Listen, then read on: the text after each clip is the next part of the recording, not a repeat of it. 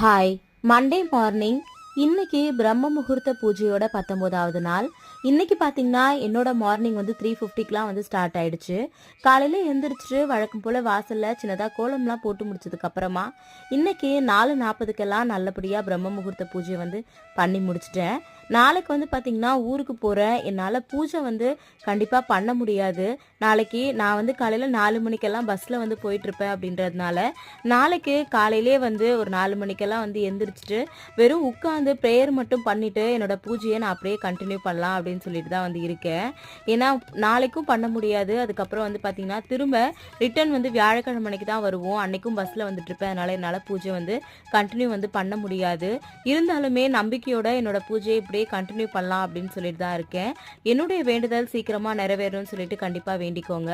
எல்லாருடைய வேண்டுதலும் சீக்கிரமாக நிறைவேறும்னு சொல்லிட்டு நானும் உங்களுக்காக ப்ரே பண்ணியிருக்கேன். தேங்க்யூ.